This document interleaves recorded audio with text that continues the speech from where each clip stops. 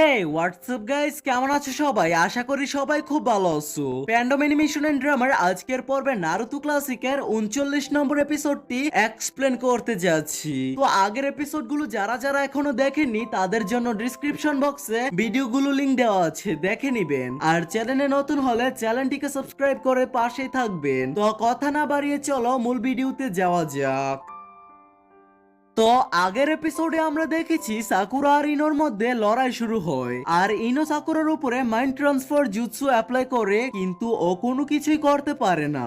আর আমরা জানতে পারি ওরা দুজন শেষে ডিসকোয়ালিফাই হয়ে যায়, কিন্তু তারপরও দুনু সেন্সি ওদের উপরে প্রশংসিত হয়। তারপর গেকু সেন্সি আরেকটা ম্যাচ অ্যানাউন্সমেন্ট করে, যেটা হতে যাচ্ছে টেনটেন আর তেমারির মধ্যে। এখন সামনে তো প্রথম সিনে আমাদেরকে দেখানো হয় স্ক্রিনে টেনটেন আর তেমারির নাম দেখানো হয়, আর ওরা দুজন নিচে এসে একে অপরের মুখোমুখি হয়। আর উপর থেকে রকলি আর কাই সেন্সি চিল্লিয়ে টেনটেনকে বাহবা দিতে থাকে। যখন গেকু সেন্সি শুরু বলে তখন ওরা দুজন একে অপরকে দেখতে থাকে। তখন গেকু সেন্সি দেখে বলি যে তোমরা দুজনের কিসের অপেক্ষায় দাঁড়িয়ে রয়েছো? আমি তো কখন স্টার্ট বলে দিয়েছি। যেটা শুনে তেমারি বলে, কি হয়েছে তোমার, হামলা করো আমার উপরে, আমি দেখতে চাই যে তুমি কি করতে পারো। যেটা শুনে টেনটেন বলে, যেহেতু তুমি বলেছো তাহলে ঠিক আছে। যেখানে সবার প্রথমে টেনটেন তেমারির উপরে কিছু শুরিকেন ছুঁড়ে মারে, কিন্তু ওই শুরিকেন গুলো তেমারিকে ছুঁতেও পারে না। এটা দেখে টেনটেনের আজব লাগে, কারণ ওর নিশানা ভুল হয়েছে। তখনই তেমারি নিজের পেছনে থাকা ওই পাখাটাকে বের করে বলতে থাকে, হেই এই পাখাটাকে দেখো, এটা প্রথম সার্কেল যেটা তুমি দেখে ফেলেছো। এটার ভেতরে এরকম সার্কেল আরো দুইটা আছে, যদি তুমি ওই দুটো সার্কেল গুলোকে দেখো তাহলে তুমি এই ম্যাচ হেরে যাবে। ওর কথা শুনে টেনটেন নিজের মস্তিষ্ককে ঠান্ডা রাখে। ও নিজের পকেট থেকে দুইটা স্ক্রল বের করে ওগুলো দিয়ে অনেকগুলো ভয়ঙ্কর ওয়েপন্স সমান করে তেমারির উপরে হামলা করে, কিন্তু তারপরে ও ওই পাখাটার সাহায্যে ওই সবগুলো ওয়েপন্স কে বাতাসের মাধ্যমে উড়িয়ে দেয় আর নিজের কাছে আসা থেকে থামিয়ে দেয়।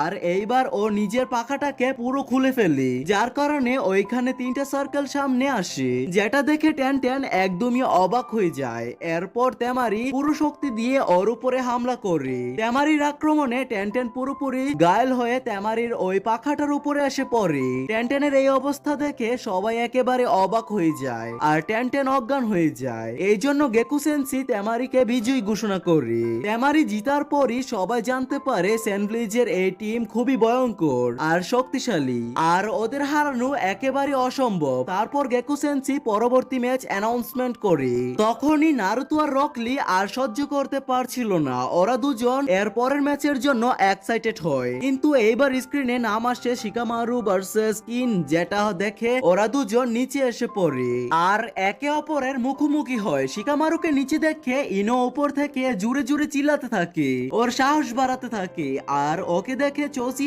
এভাবে তাকিয়ে থাকে। তারপর আমাদের শিকামারুকে দেখানো হয়, যে কিনা ভাবতে থাকে যে আরে ইয়ার, আমার কপালে এক মেয়েই ছিল লড়াই করার জন্য, কি সমস্যা তাদের? আর ওইখানে দেখতে চাইলে তো আমি ওর অভ্যাসগুলো জানি। ডেথ ফরেস্টে আমি উনার সাথে লড়াই করে রেখেছি, কিন্তু সমস্যা এটাই যে আমি উনার কোনো জুৎসুই দেখতে পেলাম না, কিন্তু উনি আমার শ্যাডো পজিশন জুৎসু ওইখানে দেখে ফেলেছে। কত খারাপ একটা পরিস্থিতিতে আর আমি মাইয়ার লগে হাইরে গেলে আমার সব ইজ্জত শেষ হয়ে যাইবো। যখন গেকু সেন্সি স্টার্ট বলে তখন ও নিজের শ্যাডোকে ওর কাছে পাঠায়, কিন্তু ইন খুবই সহজে ওইটাকে ডজ করে ওর দিকে দুইটা স্যামবন ছুঁড়ে মারে, যেগুলোতে সম্ভবত বিষাক্ত কিছু লেগেছিল, কিন্তু শিকামারু খুবই সহজে ওই স্যামবন গুলোকে ডজ করে ফেলে, আর ওই স্যামবন গুলো দেওয়ালে গিয়ে লাগে। কিন্তু কিন ওই স্যামবন গুলোতে তার লাগিয়ে রেখেছিল। ও যখন ওই তারের সাহায্যে ওই বলগুলোকে নড়াতে থাকে তখনই ওইখান থেকে শব্দ বের হতে থাকে। ওই শব্দ শুনে শিকামারুর কিছু হতে থাকে, আর ওর নিজের শরীর খারাপ হয়ে যাওয়ার কারণে ও নিচে বসে পড়ে। তখন কিন বলে এই বলগুলো একটা খাস রকমের আওয়াজ তৈরি করে, যা কানের সাহায্যে এই আওয়াজ ডাইরেক্ট তোমার মস্তিষ্কে পৌঁছে যায়। সবার প্রথমে তোমার হালকা হালকা ব্যথা হবে, তারপর তোমার মস্তিষ্ক পুরোপুরি ভাবে খারাপ হয়ে যাবে।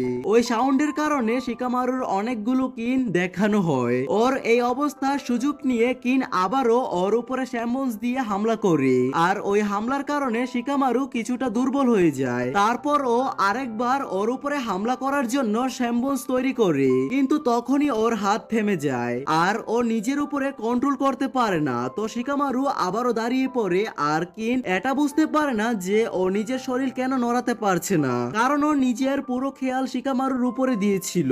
তখনই শিকামারু বলে, মনে হয় শেষ পর্যন্ত আমার শ্যাডো পজিশন জুৎসু কাজ করেছে। যেটা শুনে কিন বলে, কিন্তু এটা কিভাবে হতে পারে? আসলে যখন কিন ওই তারকে নেড়ে ওই শ্যাম্বুন্স লাগানো বলগুলোকে নড়াচ্ছিল, তখন শিকামারু ওই তারগুলোকে ধরে ফেলে, যেই তারগুলোকে কিন ধরে রেখেছিল আর নিজের শ্যাডোটাকে কিনের কাছে পাঠিয়ে দিয়েছিল।